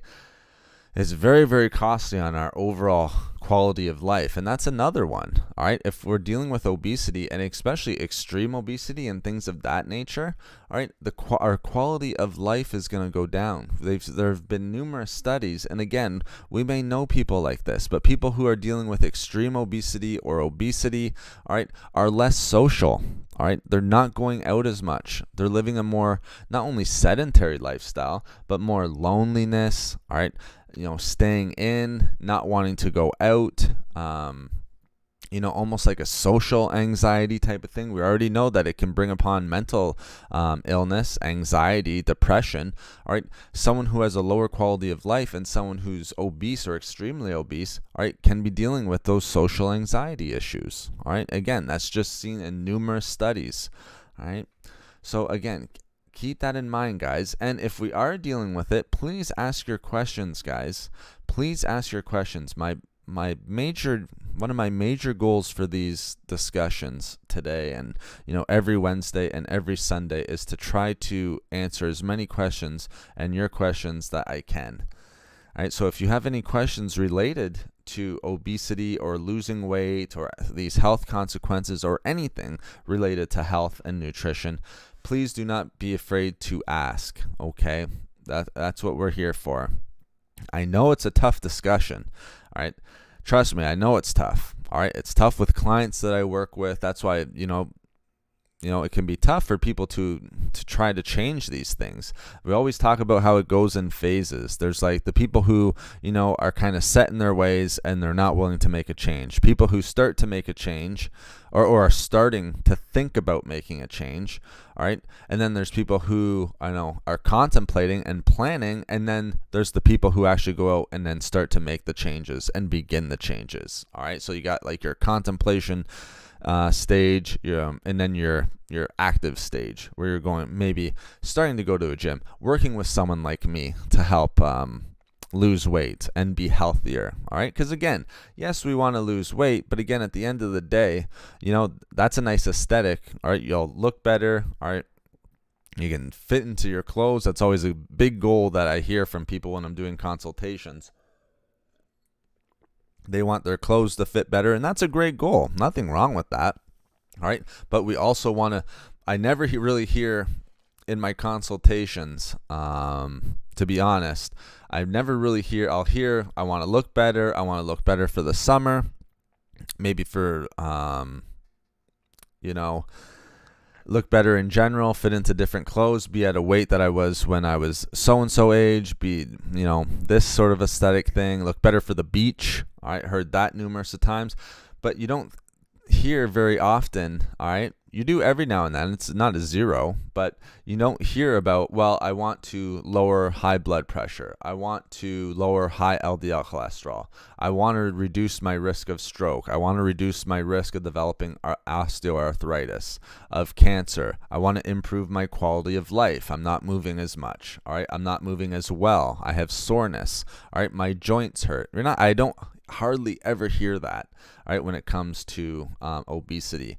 And that, I think that comes from, a lot of the things we read, all right, about, how look is so important these days. But if people are losing weight to reduce their risk of coronary heart disease, all right, and their risk of stroke and their risk of diabetes, all right, trust me, these are the people who are going to be motivated and stick to their program, all right, and are usually most successful.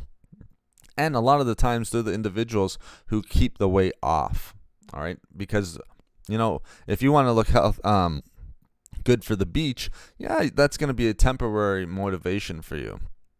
You want to look good for the summer. Here in Canada, we have like 4 months of beach weather, and then 8 months where it's cold and you're not going to be going to the beach. Well, you might have that temporary motivation, but that's going to start to wane and decrease over time. It's not a bad motivation. Anything is good if you're trying to get healthier, all right, and lose weight. But I'm just saying, a lot of these health consequences with obesity, all right, you don't always hear. All right, a lot of the time it has to do with the aesthetic. All right, the aesthetic is sort of the big one. Now let's go over another one here, guys. We've talked about, I think a big one is that mental illness. All right, depression, anxiety, mental disorders increasing, quality of life decreasing. All right, there's been studies where people who are obese, extremely obese especially, and overweight have a lower quality or are living a lower quality of life. All right, and that can be social aspects. All right, a lot of the times that can just be with feeling bad, feeling tired, all right, not feeling well rested. All right, if you're feeling more anxious and things like that, of course your quality of life is going to be going down. All right, it's just it's not surprising. All right, another one that's going to be going on if you're dealing with health consequences of obesity, physical functioning. All right, your physical, just getting up. All right, being active is going to be a lot tougher. All right, you're going to be in more pain, things of that nature. All right, dealing with body pain. All right, even getting out and getting that 150 minutes of aerobic exercise is going to be tough for you. All right, so that's where that low quality of life can come from. All right, we have to assume, all right, and we've seen it kind of in studies, so it's not even assumed, but if you're living in pain, all right, and you can't move as well, you're having difficulty with physical functioning and getting out. One of the big studies on that was, again, the perspective association between obesity and depression. All right, International Journal of Obesity. All right, people who are dealing with body pain, difficulty with physical functioning, they're not getting out as much. All right, so their levels of depression are going up and up. We need that social aspect of our life. All right, if not, that's going to be increasing, all right, the risk factor for things like depression and other mental disorders. Thank you so much for the thumbs up, guys. I really appreciate it. Again, if you're getting good value out of this, I appreciate you watching, listening, thumbing up, And then the other way, again, just as I'll always say and just mention really quickly as an aside, we've been going for almost an hour and 45 minutes here, an hour and 40 minutes, guys. Tremendous. Thank you so much for your support. The other way, all right, and we've had people in this chat who have been very, very supportive through the super chat function. So thank you very much. Those are the ways to support the channel. Again, there's no join function, no Patreon. I love the thumbs up. I love the engagement, the viewing, all right, the comments that you guys are leaving. And then if you feel so inclined, the other way to support the channel is through the super chat function. So thank you very much, guys. I really appreciate it. I have a neighbor. She's about tall and obese. I often see her buying chips and a bag of frozen veggies. Obviously cover her chips. And TV dinners, lots of candy. Yes. Yeah, that's the thing, Thaumatrope. Absolutely. I mean, and we saw even through the European study, the people who were most at risk and who were dealing with the most overweight population, if she's about 60 to 65, the people who had the highest rates of obesity were those individuals at that age. I think in the EU, the percentage of adult population who were, let's say she was 65, all right, they're dealing with almost, I think it's something like 68, 67% obesity in that adult population. So she's right at that age where it's the most obese. So, you know, you see that all the time in people as they start to age.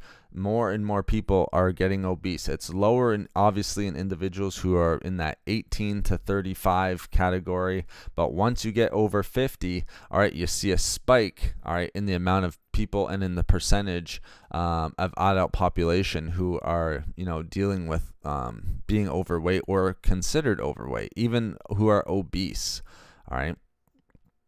And again, that comes with increased body fat, that it comes with increased health risks that we've gone over as well. But if she's 65, you know, over 60% of individuals who are in that age range are considered obese. Thank you so much for the thumbs up, guys. I see we just hit 30. Thank you so much. But yeah, TV dinners, frozen veggies, chips, again, that's the types of foods that we're seeing, guys. And those are the foods that we're seeing that are leading to this epidemic of obesity. Just because TV dinners packed with sodium, hardly any micronutrients. Chips, same thing, 5+. And again, that's not to judge, and I know you aren't either, all right? But candy, things like that, high in sugar, high fructose corn syrup, sodium, low in micronutrients. Mac, good to see you. Stay blessed as well, my friend. Thank you so much. I appreciate you coming in. Thank you. Big supporter of the channel as well. Thank you very much. I want to help her. How do I do that without offending her and her size? It can be a very touchy subject. You know, you can even just tell through our discussion today. It's a very I'm kind of noticing people are more watching than they are sort of commenting, which is 100% fine. It's definitely to be expected. You know, need to say she's complaining about everyone in the neighborhood, including me. She complained about my drinking. Yeah, you know, sometimes I've tried to, you know, block that out. Sometimes people will do that from time to time. Again, try to block that out. You know, as for, you know, helping her, you know, a lot of the times, you know, that's not always our job. It's my job when I have clients, but you know, it's not always our job to bring that up to them.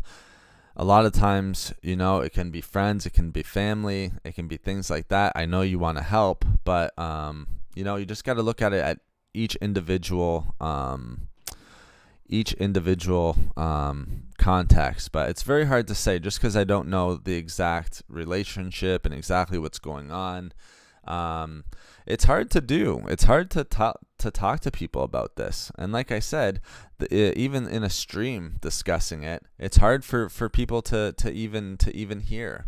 It's not a pleasant thing to be, told that, I'm concerned, even if you have the greatest intentions and, you're looking after their health. It's not the easiest thing to go up to someone and be like, hello, I noticed that you're overweight or you might be dealing with obesity. All right. I'm just concerned for you. A lot of people are going to be offended by that.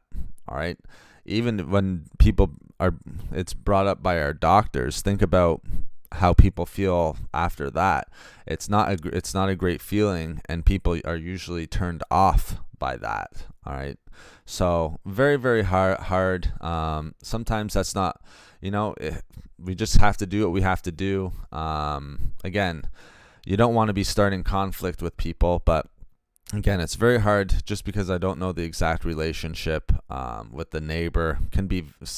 Relationships can be very complex at times as well. So kind of hard for me to say it. I don't know exactly what you should do in that type of environment, but I even know, being at gyms and things like that, people go to the gyms if they're overweight. They do not want trainers going up to them and talking about them being obese or needing to lose weight. It is a huge turnoff, and people try to use that as a selling point. Usually not going to work. They need to want to make the change themselves.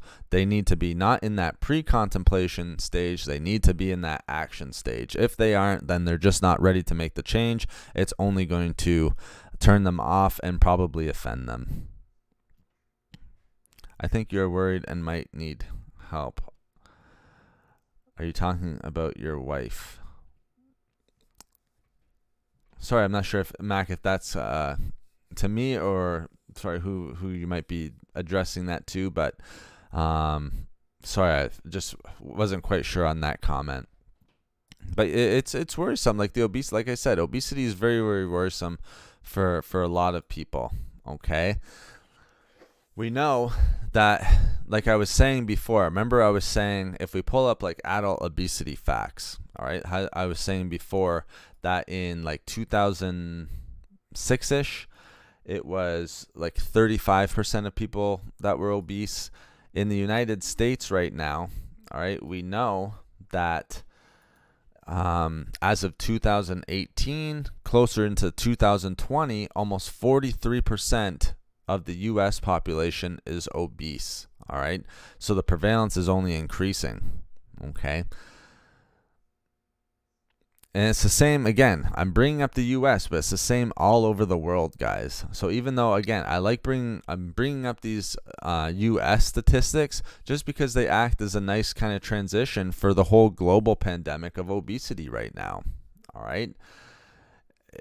And it's so much. It's the thing that is very, very concerning, and the thing why we need to address this is because if you look at just the U.S., and again, it was like this in Europe. We saw this in Europe. It was the exact same thing.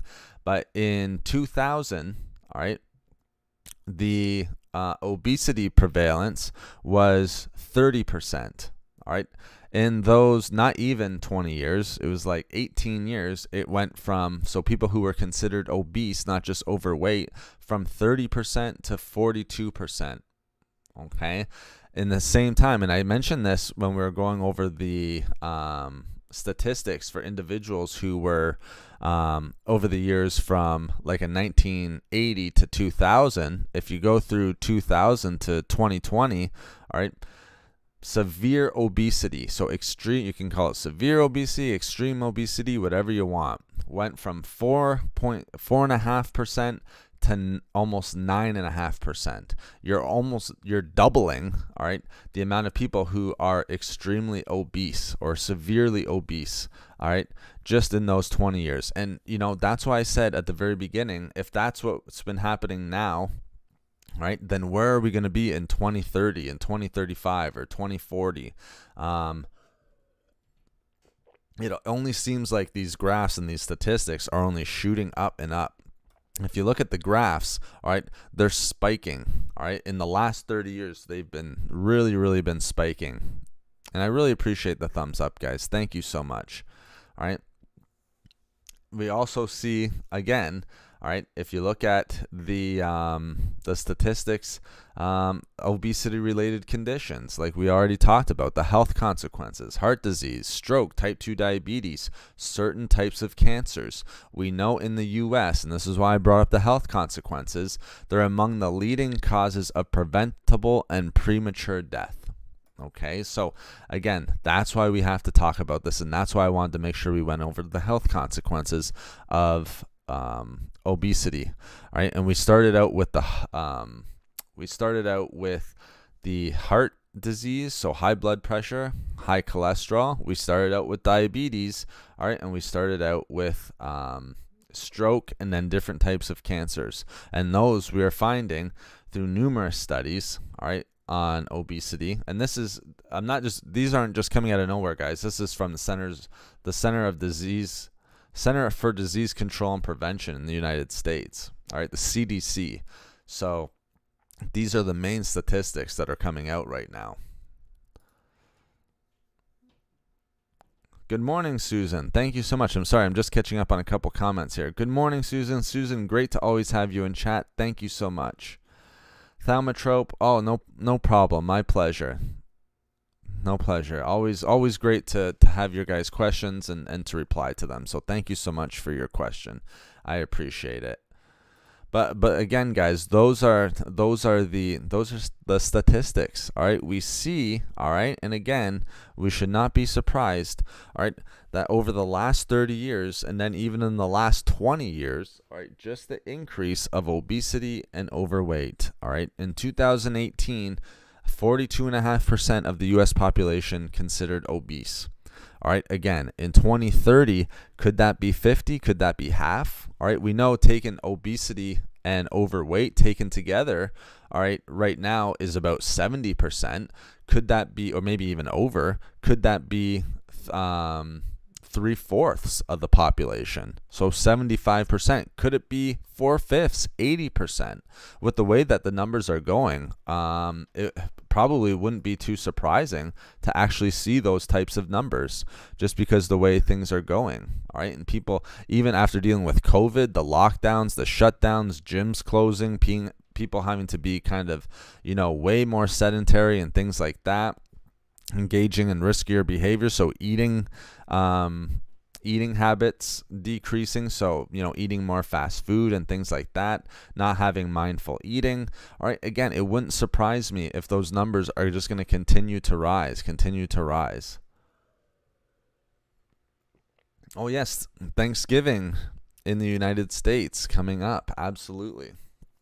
Good topic. On these holidays, people tend to overeat. Yes, absolutely. During Thanksgiving, and then we just see, you're right, Susan. All right, even here in Canada, absolutely, we definitely do. Sweets, food, you name it, a little bit of everything.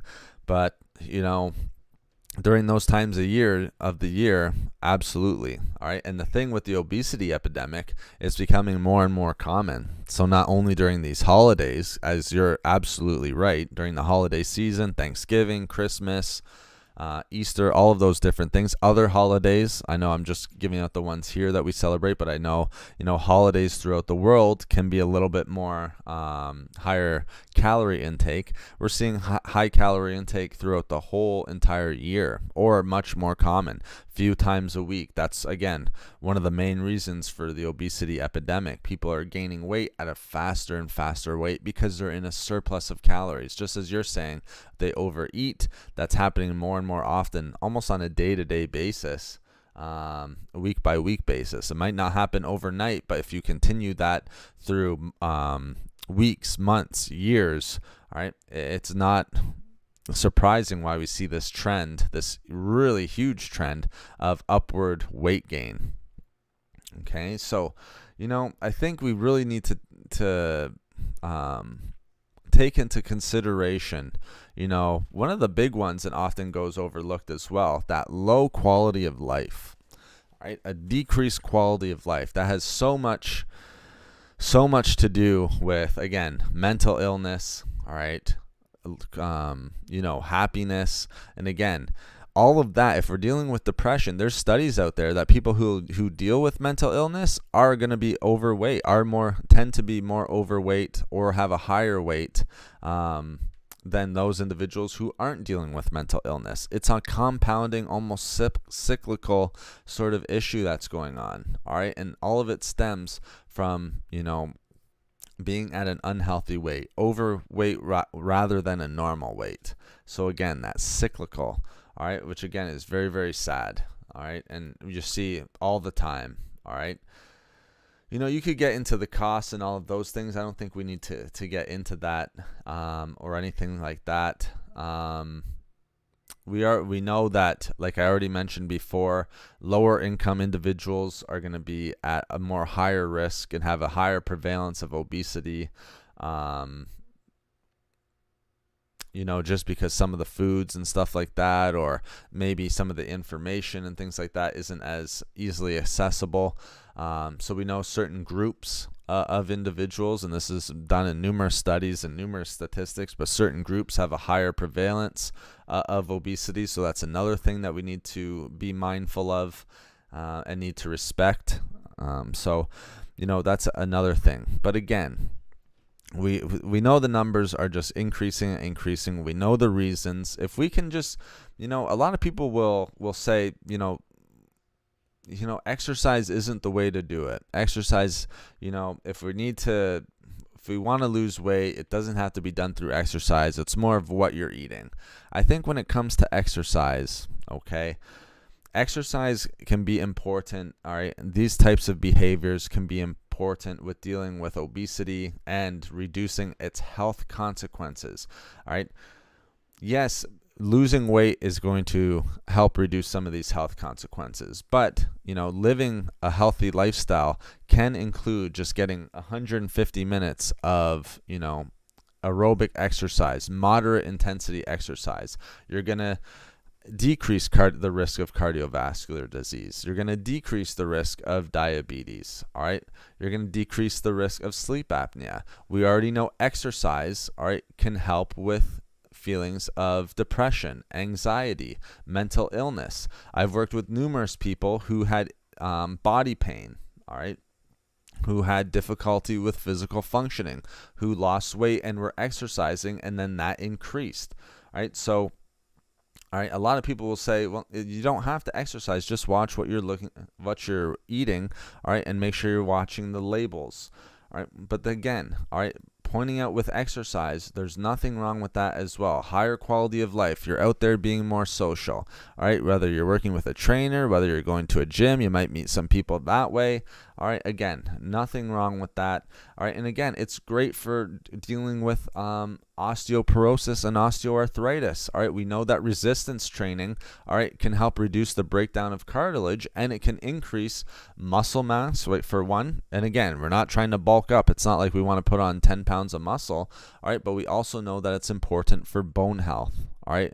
And keeping bone mineral density at a healthy level. So that's why I'm sort of a strong proponent of making sure you get a little bit of exercise and a little bit of movement as well.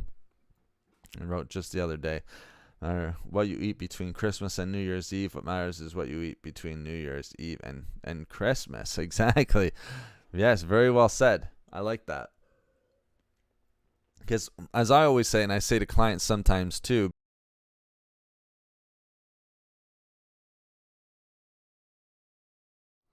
all right. I wonder.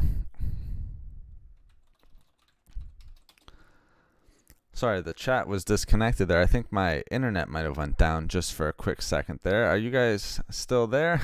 I'm kind of just wondering there. I apologize. I think the connection is back right now.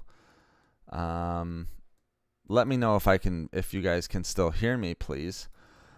But I should be back. Hopefully it just continues from this stream.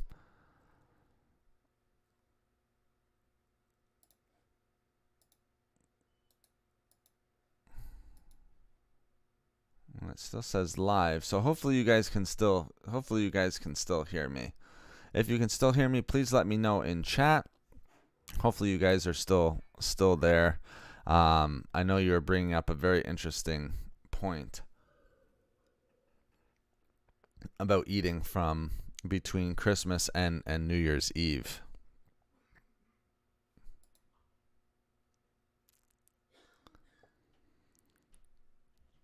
But I'll just kind of wait here a sec and see if you guys can still hear me. I'm not sure if you guys can. It says people are still watching and the stream is still live, so and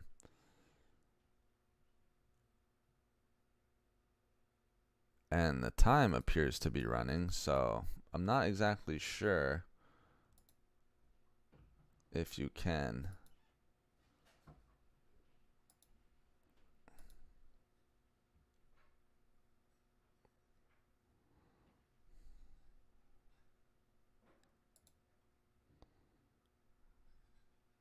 Well, if you can hear me, I apologize for that. I think what I'll do then is I'll end the stream. I don't see anyone replying, so I'm not sure if anyone can hear me. It still says the same concurrent viewers, so I'm not 100% sure with that. I apologize. Thank you so much for watching, guys. Thank you so much for the support. I know the internet went down there. Sorry, I got disconnected from my OBS, so I do apologize. Again, thank you so much for the support. Thank you so much for watching. We'll be back Wednesday at 7 a.m., nice and early, and we will continue with more and more discussions on then. So thank you very much, guys. I appreciate it, and I will talk to you Wednesday. And again, I apologize for the disconnect.